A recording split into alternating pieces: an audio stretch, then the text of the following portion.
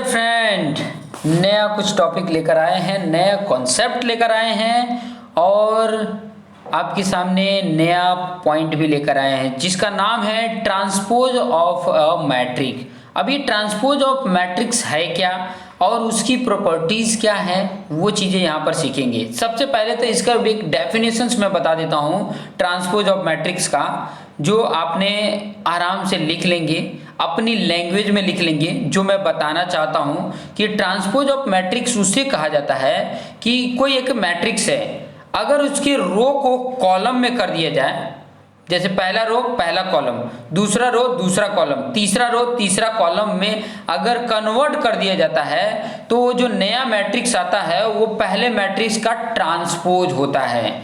ये चीज़ें आपको समझ में आ गई होगी, तो वही चीज़ें मैं लिख रहा हूँ। देखिए डेफिनेशन अगर लिखना है तो लिख सकते हैं, क्या लिखेंगे, if all the rows of a matrix, जैसे कि ए मैट्रिक्स है, ठीक है, उसके all rows matrix A are converted कर रहे हैं, किस में कन्वर्ट कर रहे हैं, converted into corresponding column. Corresponding मतलब पहला रो था तो पहला column, corresponding column the matrix, जो मैट्रिक्स ए है, द मैट्रिक्स सो ऑब्टेंड, जो दूसरा मैट्रिक्स ऑब्टेंड होगा इसको करने पे, इज कॉल्ड द ट्रांसपोज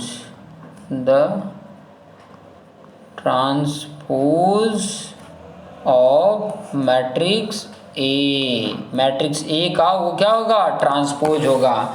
ये सामने आपके सामने जो दिया है, अब एग्जांपल में मैं बताऊं कि मान लो कि ए मैट्रिक्स है। अब देखिए ट्रांसपोज कैसे, सिंबलिक भी आपको बता देता हूं, पहले तो सिंबल भी देख लीजिए। इसको डिनोट कैसे करते हैं, इट इज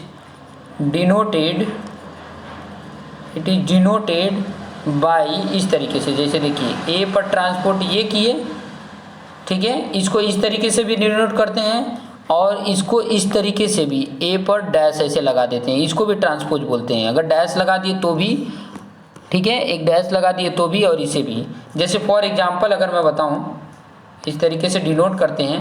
और एग्जांपल में अगर मैं बताऊं आपको, जैसे कि कोई ए मैट्रिक्स है, इस तरीके से दिया हुआ है, इस तरीके से देखिए, मान लीजिए दिया है 2 4 7 8 ऐसे करके दिया है, तो इसका ए टी क्या होगा, देखिए पहला रो क्या है 2 और 4 है, उसको पहले कॉलम में कर दो, 2 4 कॉलम हो गया। दूसरा रो क्या है 7 8, उसको दूसरे कॉलम में कर दो, ये हो गया उसका ट्रांसपोज। समझ में आ गया।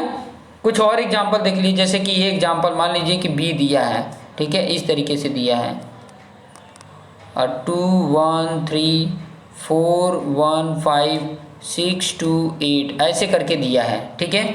अब इसका बी का ट्रांसपोज क्या होगा, इसका ट्रांसपोज क्या लिखेंगे, देखिए पहला रो क्या है 2 4 6 है, तो 2 4 6 एक कॉलम हो गया। दूसरा रो में 1 1 2 है, तो यहाँ पे 1 1 2। तीसरे रो में 3 5 8 है, तो 3 5 8, ये उसका ट्रांसपोज हो गया।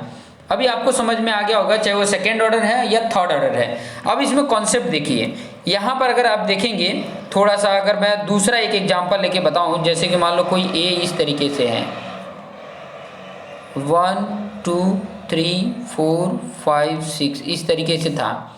अब इसका ट्रांसपोज लिखोगे तो क्या आएगा, इसका ट्रांसपोज लिखोगे तो इस तरीके से हो जाएगा कि नहीं। ये जो रो था 1 वो कॉलम हो गया 1 2, फिर ये 3 4 5 6, मतलब यहाँ पर देखेंगे तो ये जो था वो 3 इंटू 2 ऑर्डर में था, और ये जो बना वो क्या हुआ 2 इंटू 3 ऑर्डर में हो गया। 2 रो हैं और 3 कॉलम है। कहने का मतलब जब ट्रांसपोज किया जाता है तो इसमें नंबर ऑफ रो जो होते हैं वो नंबर ऑफ कॉलम हो जाते हैं, और नंबर ऑफ कॉलम जो थे वो नंबर ऑफ रो भी हो जाते हैं। तो ये कॉन्सेप्ट भी आपको आते होना चाहिए। एक शॉर्ट में खास करके ऐसे कन्फ्यूजन वाले आ जाते हैं, तब आप कन्फ्यूज हो जाते हो।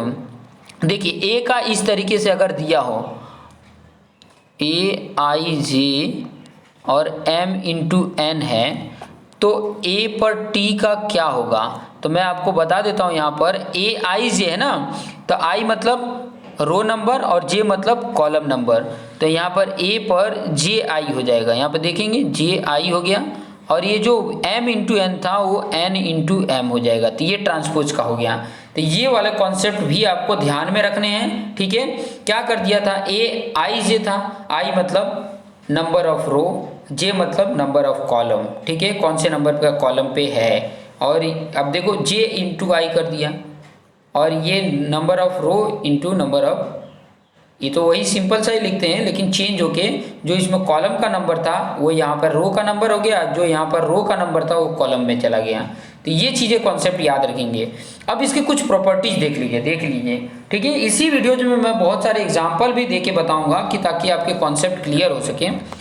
देखिए क्या एग्जाम्पल है, जैसे कि प्रॉपर्टीज बोल रहा था मैं, एग्जाम्पल नहीं प्रॉपर्टीज, कुछ प्रॉपर्टीज भी देख लीजिए। क्या है प्रॉपर्टीज, ये याद रखेंगे तो बहुत इंपॉर्टेंट रहेगा, ठीक है। अब प्रॉपर्टीज़ क्या है वो चीज़ें मैं बता देता हूँ। जैसे पहली प्रॉपर्टी है कि मान लीजिए कि कोई दो मैट्रिक्स एडिशन है, ठीक है, और एडिशन के ऊपर अगर ट्रांसपोज है तो वो ऐसे भी लिख सकते हैं, पहले का ट्रांसपोज कर लो प्लस दूसरे का ट्रांसपोज कर लो, फिर बाद में दोनों को जोड़ दो तो सेम ही आएगा।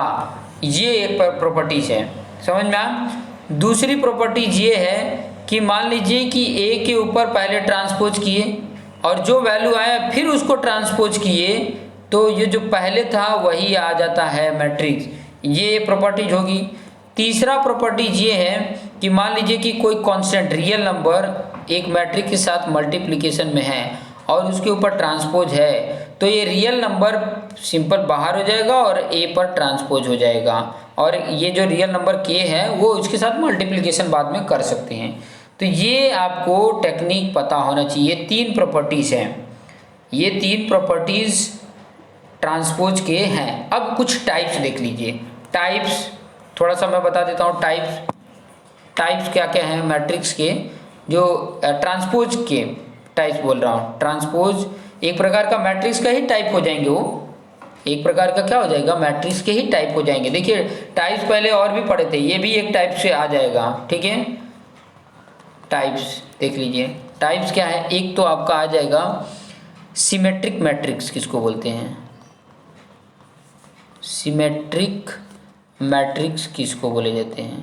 अब सिमेट्रिक मैट्रिक्स उसको बोलते हैं, ध्यान से समझ लेना, कि अगर मान लीजिए कि कोई ए है और उसका मैंने ट्रांसपोज निकाला, ठीक है, उसका ट्रांसपोज निकाला और उसका जो ट्रांसपोज निकाला, ए का ट्रांसपोज निकाला और ए ही आया ही, इसका जो ट्रांसपोज निकाला वही सेम वैल्यू आया, ठीक है। पहले ए था उसका ट्रांसपोज निकाले तो जो वैल्यू आई ना वो ए जैसे ही है, तो ऐसे मैट्रिक्स को बोला जाता है सिमेट्रिक मैट्रिक्स। ऐसे जैसे एग्जाम्पल के तौर पे एक एग्जाम्पल ले लेता हूँ और आपको बताता हूँ।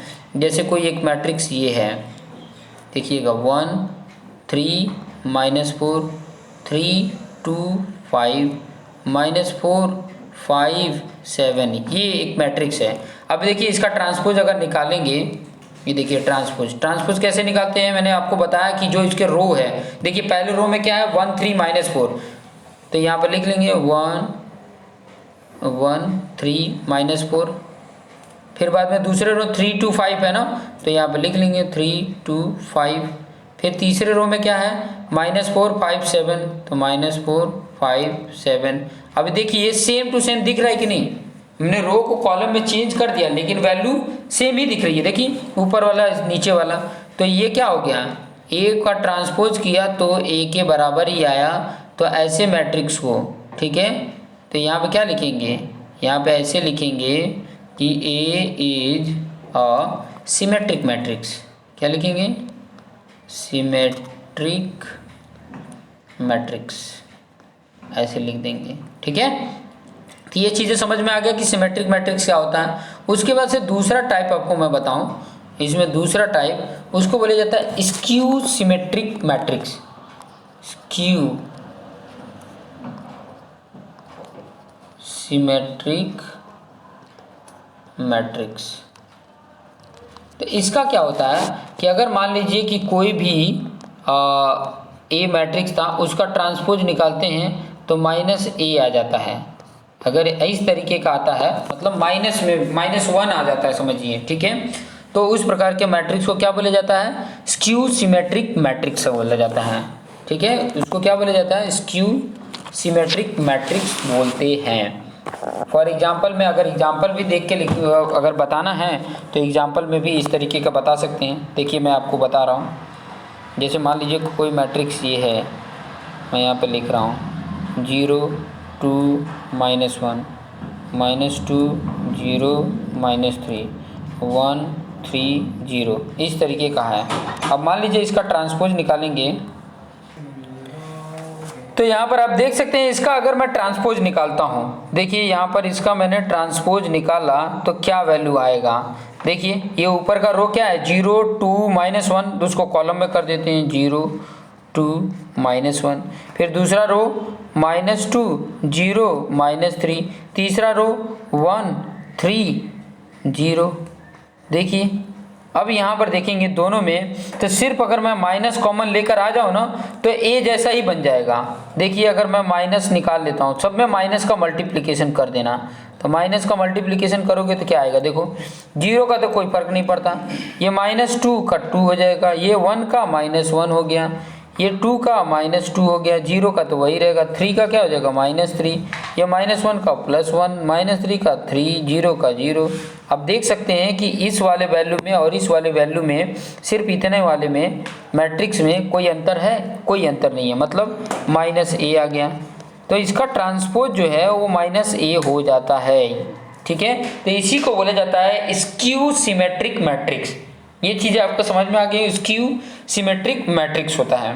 अब इससे रिलेटेड कुछ एग्जाम्पल करते हैं, कुछ सॉल्व करते हैं और कुछ कंडीशन जो भी आ रहे हैं उसको सॉल्व करके आपके सामने बताते हैं। तो जैसे कुछ क्वेश्चंस ले लेते हैं और कैसे क्वेश्चंस आए हैं। देखिए ये क्वेश्चंस दिया है, जो प्रॉपर्टीज है उसी से रिलेटेड क्वेश्चंस भी हैं। बोला है कि इफ a = 3 4 1 2 ये दिया है और b दिया है -1 -2 2 1 ये दिया हुआ। कह रहा है कि देन प्रूव डैट, ये प्रूव करके बताना है, प्रूव डैट कि अगर A मैट्रिक्स और B मैट्रिक्स को सम करके ट्रांसपोज किया जाए तो क्या A ट्रांसपोज कर लें और B को ट्रांसपोज करके सम करें तो क्या इक्वल आएगा? ठीक है, यही प्रूव करके बताना है। तो हम क्या करेंगे, सिंपल सा लेफ्ट हैंड साइड ले लो, राइट हैंड साइड को प्रूव कर लो। अगर दोनों सेम आ जाते हैं तो यस होगा और नहीं आते हैं तो नहीं होगा, ठीक है। तो चलिए स्टार्ट करते हैं। हालांकि प्रॉपर्टीज तो हमने ये पढ़ा है कि सेम होगा और चेक भी तो करना पड़ेगा ना। प्रॉपर्टीज तो ये बोल रही है कि A + B का सम का ट्रांसपोज करोगे या तो A का ट्रांसपोज और B का ट्रांसपोज अलग अलग करके सम करोगे तो इक्वल ही होगा। तो ये हम चेक कर लेते हैं, नंबर हमारे सामने हैं और चेक कर लेते हैं। देखिए सॉल्यूशन में क्या करोगे, सबसे पहले ये लिख लोगे। तो लेफ्ट हैंड साइड मैंने लिख लिया और क्या है लेफ्ट हैंड साइड में A + B का ट्रांसपोज। तो सबसे पहले तो हम क्या करेंगे, A + B कर लेंगे। सबसे पहले क्या करेंगे, A + B कर लो। A + B मतलब जो वैल्यू है, A की वैल्यू क्या है 3 1 4 2 और प्लस क्या है B की वैल्यू -1 -2 2 1 यही है B की वैल्यू। दोनों को ऐड करोगे तो कितना आएगा, ये A + B है और दोनों को ऐड कर रहे हैं तो यहाँ पर देखो 3 और उसका -1 2 हो जाएगा, 4 और -2 2 हो गया, 1 और 2 जोड़ेंगे तो 3 हो गया और 2 और 1 जोड़ेंगे तो 3 हो गया, ये आया, ठीक है। अब इसका ट्रांसपोज अगर कर देते हो A + B का ट्रांसपोज, इसका मतलब जो रो था वो क्या हो गया, कॉलम हो गया।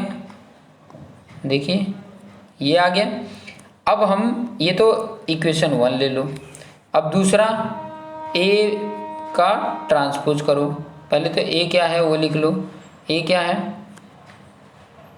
A आपका है 3 4 1 2 ये है। तो इसका ट्रांसपोज क्या हो गया, A का ट्रांसपोज निकालोगे तो 3 और 4 इधर 1 2 इधर। B का निकाल लो, बी आपकी वैल्यू पहले लिखो, बी -1 -2 2 1 है, इसका ट्रांसपोज निकाल लो, क्या होगा -1 -2 इधर आ जाएगा, फिर 2 और 1 इधर आ गया। अब दोनों को जोड़ दो, AT प्लस BT, ठीक है। ट्रांसपोज में क्या है, यहाँ 3 1 4 2 A का ट्रांसपोज और प्लस B का ट्रांसपोज, -1 -2 2 1। अब दोनों को ऐड करो, दोनों को ऐड करोगे तो देखो 3 और -1 2 आ गया, फिर 4 और -2 2 आ गया, 1 और +2 3 और 2 + 1 3। देखिए ये मान लीजिए A transpose plus B transpose का है और इक्वेशन 2 ले लीजिए। अब देखिए इक्वेशन 1 को देखिए और इक्वेशन 2 को देखिए, सेम वैल्यू आया कि नहीं।